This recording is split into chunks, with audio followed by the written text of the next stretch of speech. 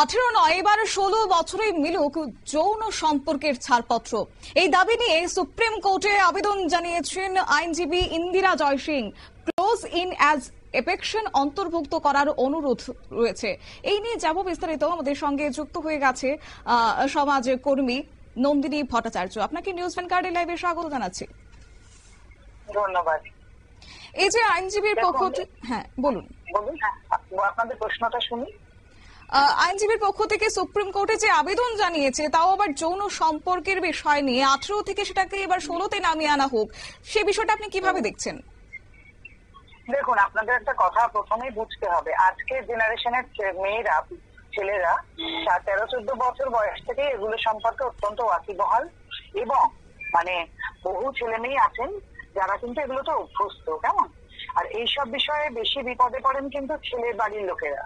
কারণ একটি মেয়ে যে অনেক আগে থেকেই এগুলোতে অভ্যস্ত হয়ে পড়েছেন, তারা হঠাৎ করে অনেক, বিশেষ করে এটা শহরের থেকেও বেশি একটু মফস্বল বা গ্রামাঞ্চলে যেটা হচ্ছে, যে তারা পালিয়ে গেলেন একটি ছেলে এবং একটি মেয়ে। মেয়েটির বয়স হয়তো 16 হয়ে গেছে, 17-18 হবে, কিন্তু তাকে যখন বাড়িতে ফিরিয়ে আনা হলো, তার বাড়ির লোকেরা পক্ষ করে দিলেন।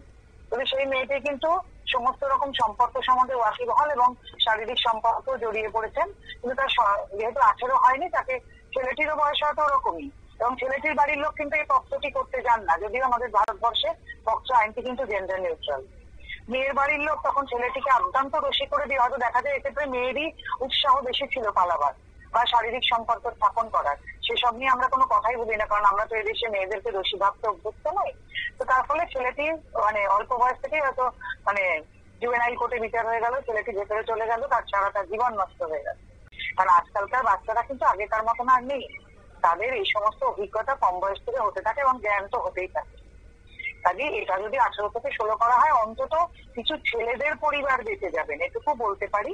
আর এই যে বিভিন্ন কারণে জমি, এই সমস্ত কারণে যে পক্ষগুলো, এটি মেয়ে 18 বছর না হওয়া অব্দি তাকে পক্ষর আন্ডারে ফেলে দিয়ে সমস্ত রকম মামলাগুলো করা হয়, তাতেও কিছু পুরুষের জীবন বেঁচে যাবে। এটা অবশ্যই হবে, কিন্তু তার থেকেও বেটা জরুরি আমাদের দেশে কিন্তু সেক্স এডুকেশনটা প্রপারলি চালু করা। আমাদের বুঝতে হবে সেক্স এডুকেশন মানে কিন্তু ইন্টারকোর্স কিভাবে হবে সেই কথা নয়। সেক্স এডুকেশন তার থেকে অনেক বড় একটা জিনিস। সেই এক্সপোজারটা কিন্তু আমাদের দেশে যারা বড় হয়ে উঠছেন, কিশোর কিশোরী, তাদের মধ্যে জানানোটা, তাদের সে বিষয়ে অবহিত করাটা অনেক বেশি জরুরি আমার মনে হয়। তবে 16 বছর বয়সে এই যে যৌন সম্পর্কের ছাড়পত্র চাওয়ার আবেদন, সেটা কতটা যুক্তিযুক্ত এবং এই ধরনের যে একটা আইনগত পরিবর্তন আনা হচ্ছে দুনিয়ায়? দেখুন, এটা ডিজিটাল ইন্ডিয়া বলা হয়, এআই, চ্যাটজিপিটি। আপনারা কি মনে করেন আজকে 16 বছরের যারা কিশোর কিশোরী, তারা এগুলো জানে না বা তাদের এই অভ্যাসগুলো নেই? বহু, বিশেষ করে আরবান অঞ্চলে, শহরাঞ্চলে সবাই, এবং গ্রামাঞ্চলে বহু কিশোর কিশোরী আছেন যারা এই সমস্ত সম্পর্কে অভ্যস্ত।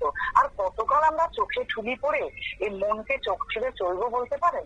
যে সমস্ত পক্ষ কেসে হয়, যে সমস্ত ছেলেমেয়েরা পালিয়ে যান, তাদের তো এই সম্পর্কগুলো আছে, তাহলে আমরা কতকাল মনকে চোখ ছেড়ে চলবো? আমাদের দেশের পর্নোগ্রাফির হিস্ট্রি যদি দেখেন, একটুখানি রিপোর্ট গুলো বার করবেন, কত অল্প বয়সী ছেলেমেয়েরা এগুলো দেখেন। এসব আমার মনে হয় আমাদের এগোবার সময় এসেছে। কেমন? তাতে অন্তত কিছু নিরপরাধ ছেলে বা তাদের পরিবার যারা এই সমস্ত, দুজনেই পালিয়েছেন, দুজনের উৎসাহ ছিল, হয়তো মেয়েটির উৎসাহ বেশি ছিল, ছেলেটি ফেসে গেল, কিনা মেয়েটির বয়স 16 ক্রস করেছে, হয়তো 17 বা 18 ছুঁই ছুঁই। অনেকে তো আবার তখন বয়স কমানোর জন্য নানা রকম পদ্ধতি অবলম্বন করেন মেয়ের বাড়িতে। এই যে ক্লোজিং এজ এফেকশনের কথা বলা হচ্ছে, এটা কোন ধরনের সম্পর্কের ক্ষেত্রে বিশেষ করে প্রযোজ্য হতে পারে, কিংবা তরুণদের ক্ষেত্রে কি এটা, তরুণ প্রজন্মের ক্ষেত্রে কি এটা বিশেষ প্রভাবিত করবে? তাদের কি মনে হচ্ছে? প্রভাবিত তো দেখুন, যে কোনো জিনিসে আশীর্বাদও থাকে, অভিশাপও থাকে। নিশ্চয়ই আশীর্বাদ অভিশাপ দুই থাকবে। তবে বারবার একটা কথা বলতে চাই, এর ফলে ওই পক্সো মামলা করে পুরুষ মানুষকে যে ফাঁসিয়ে দেওয়ার প্রবণতা, বা দুটি ছেলে মেয়ে বাড়ি থেকে পালালো, তার মেয়ের বাড়ির লোক তখন আমার মেয়ে কিছুই বোঝে না, জানে না, তাকে তুলে নিয়ে যাওয়া হয়েছে, তাকে ধর্ষণ করার চেষ্টা করেছে, এগুলো একটু কম হবে আর কি। তো তবে কি বলবেন, এক্ষেত্রে কি বিয়ের বয়সটাও বাড়ানো উচিত? হ্যাঁ বলুন। এক্ষেত্রে কি বিয়ের যে বয়সটা, সেটাকেও কি এবার বাড়ানো উচিত? বিয়ের বয়স নয় তো, এটা তো বিয়ের বয়স নয়। বিয়ে আর যৌন সম্পর্কের মধ্যে ঘুরিয়ে ফেলবেন না। আমাদের এইটার মতন আমার মনে হয় বুদ্ধি হওয়া উচিত। বিয়ে আর যৌন সম্পর্ক এক জিনিস নয়। বহু আছেন বহু, যাদের বিয়ের আগেও প্রচুর যৌন সম্পর্ক হয়েছে আজকালকার দিনে দাঁড়িয়ে, আর বিয়ের পরেও তো আচারই ঘটছে। দুটো এক জিনিস নয়, বিয়ের বয়স আর যৌন সম্পর্কের বয়স কখনোই আমাদের এক জিনিস আর দেশে নেই। এসব আগেকার দিনে হতো, এখন আর মোটেই নেই। তবে এর ফলে কি মনে হচ্ছে, যদি আগামী দিনে সুপ্রিম কোর্টের পক্ষ থেকে ছাড়পত্র দিয়ে দেওয়া হয়, তবে তার কি ভারতের যে সংস্কৃতি রয়েছে তার উপর কি কোনো রকমের আঘাত কিংবা প্রভাব? ভারতের সংস্কৃতি বলতে আপনারা কি বোঝেন? মনে করেন নাকি ভারতের সংস্কৃতিতে এখনো মেয়েরা সব অসূর্য স্পর্শা হয়ে আছেন, বা বিয়ের আগে সবাই ভার্জিন, বা মনে করেন একটা 14-15 বছরের মেয়ে মানে আজও ভার্জিন, বা 16তে সব মেয়ে ভার্জিন হয়ে আছেন? মনে হয় আপনাদের এটা? আমরা এটা বিশ্বাস করি না। যারা মেয়েদের অধিকার নিয়েও কাজ করেন, বা যারা পুরুষের অধিকার নিয়ে কাজ করি, যারা ট্রান্সজেন্ডারদের অধিকার নিয়ে কাজ করি, যারা মাটিতে নেমে কাজ করি, তারা জানি এগুলো ভীষণ সাজানো গোছানো একটা কথা। এগুলো ঠিক নয়। বহু মেয়ে বিভিন্ন রকম পরিস্থিতিতে পড়েও কৌমার্য হারিয়েছেন, বহু ছেলেকে বিনা দোষে দোষী হতে হয়েছে। আজকে সমাজ ব্যবস্থাতে, আজকে বিভিন্ন রকম, আজকে ওয়েব সিরিজ খুলুন, সিনেমা খুলুন, সব জায়গায় যে সমস্ত জিনিস, তো সবকিছু মিলিয়ে বহু আছে যারা শুরুর আগে ভার্জিনিটি হারিয়েছে। ভারতীয় সংস্কৃতির ধ্বজা ধরে এই সমস্ত কথা বলে কোনো লাভ নেই। বরং আমাদের মানে সুপ্রিম কোর্ট আমাদের বিচারপতিরা যে সাবালক হওয়ার দিকে খানিকটা এগোচ্ছেন, ভাবছেন, এটাই বরং খুশির বিষয় যে তারা ভাবছেন এগুলো করা উচিত। এটাই বরং খুশির বিষয়। আরো একটি প্রশ্ন রাখবো আপনার কাছে, এটা যদি ছাড়পত্র দিয়ে দেওয়া হয় তবে কি মনে হচ্ছে যে এটা কি খোলামেলা একটা ছাড়পত্র দিয়ে দেওয়া, কিংবা যারা যুবরা প্রজন্মরা রয়েছে তাদের নিরাপত্তা কিংবা তাদের সুরক্ষা নিশ্চিত? খোলামেলা আপনাদের কি মনে হয় যে এই ছাড়পত্রটা না পেলে কেউই 18 বছরের আগে যৌন সম্পর্কে জড়াননি? তখন সেটা লুকিয়ে চুরিয়ে, এবং তার ফলে এই পক্সো মামলা, তার ফলে ছেলেগুলোকে ফাঁসিয়ে দেওয়া, এগুলো অনেক বেশি ছিল, হবে এগুলো অনেক বেশি চলে। কিসের ছাড়পত্র দেওয়া? ছাড়পত্র না পেলে কোথায় এগুলো আজকে আছে আমার বলতে পারে? কোথায় আজকে আছে এগুলো? কোয়েট স্কুলগুলোতে জানতো সেই ছেলে মেয়েদের মধ্যে যৌন সম্পর্ক নেই? কিসে আটকে আছে আমি বুঝতে পারি না। আপনারা এখনো বোধহয় বিয়ের সঙ্গে এটাকে গুলিয়ে ফেলছেন। বিয়ে আর যৌন সম্পর্ক এক জিনিস নয়। বিয়ের বয়সটা 18, ছেলেদের 21, সেটা কিন্তু অন্য। একেবারে এই যে যৌন সম্পর্কে এই যে ছাড়পত্রের কথা বলা হচ্ছে, এক্ষেত্রে তরুণদের যারা যুবরা রয়েছেন তাদের নিরাপত্তা কিংবা তাদের সুরক্ষার যে নিশ্চিত করাটা, তা নিয়েও কি আগামী দিনে উদ্যোগ গ্রহণ করা উচিত বলে আপনি মনে করছেন? না, ডেফিনেটলি, সেটা তো সেই জন্য তো বলতে চাইছি যে বয়সটা যদি খানিকটা কমে যায়, তাহলে কিছু ছেলে অন্তত এই 17-18 চাপটা থেকে বেরিয়ে আসবেন, বেরিয়ে এসে পক্সো কেসে খানিকটা প্রবণতা হয়তো কমবে, পুরোটা তো আর কমানো যাবে না। এই 17-18 যাদের কেসগুলো দেওয়া হয়েছিল, নতুন করে হয়তো সেই বয়সের কেসটা কমে যাবে, তখন আবার 16 অব্দি দেওয়া হবে।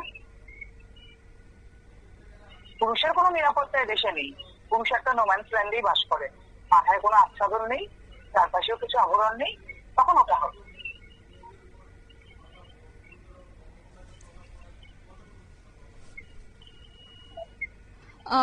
একেবারে। তবে এক্ষেত্রে আপনি একদিকে যেমন বলছেন যুবদের এক্ষেত্রে একটা প্রভাব পড়তে পারে, অন্যদিকে মেয়েদের দিকটা যদি চিন্তা করি তাহলে মেয়েদের ক্ষেত্রে একটা বিশেষ কুপ্রভাব পড়তে পারে। কুপ্রভাবের তো কিছু নেই। আপনারা মনে করেন নাকি যে আজকের মেয়ে যারা রয়েছেন, অল্প বয়সী মেয়ে, তারা এগুলোর সম্বন্ধে খুব ওয়াকিবহাল? তারা অনেকেই এগুলো মানে অভ্যস্ত অনেক কিছুতে। মানে একটা মেয়ে 18 বছর না হলে কি আপনাদের মনে হয় যে সে যৌন সম্পর্কে অভ্যস্ত নয়? আর যারা না হবার তারা ডেফিনেটলি আজও হবেন না, 16 হলেও হবেন না, 18তেও হন, 18-র পরেও অনেকে হন না। সেটা তো যার যার ব্যক্তিগত চয়েস, সেটার জন্য বয়স বেঁধে দেওয়ার কিছু নেই। আর বারবার বলছি, বাল্য বিবাহ রক্ষা একান্ত জরুরি, কিন্তু তার সঙ্গে যৌন সম্পর্ক আর বাল্য বিবাহের মধ্যে তফাৎ অনেক, দুটো কিন্তু আলাদা। বহু মেয়ে আছেন যাদের বিয়ের পূর্বে একাধিক যৌন সম্পর্ক রয়েছে, বিয়ের পরেও থাকে, বহু পুরুষেরও থাকে। একেবারেই শুনলাম আপনার বক্তব্য, কোনো ডিফারেন্স নেই। অসংখ্য ধন্যবাদ আপনাকে, গুলিয়ে ফেলবেন না। অসংখ্য ধন্যবাদ আপনাকে সময় দেওয়ার জন্য। আপনারা শুনলেন, এবং কার্যত যে কথা সমাজ যারা কর্মীরা রয়েছেন তারা কিন্তু বলছেন যে এটার যেমন সুপ্রভাবও পড়তে পারে, এছাড়াও তার কুপ্রভাব পড়তে পারে বলেও কিন্তু এবার মনে করছেন তারা। যাই হোক, তবে যুব প্রজন্মের একটা যে সতর্ক হতে হবে সে বার্তা কিন্তু বারবার দেওয়া হচ্ছে সমাজের যারা সচেতন নাগরিকরা রয়েছে। নিয়ে নিচ্ছে ছোট্ট একটি বিজ্ঞাপন বিরতি, সঙ্গে থাকুন।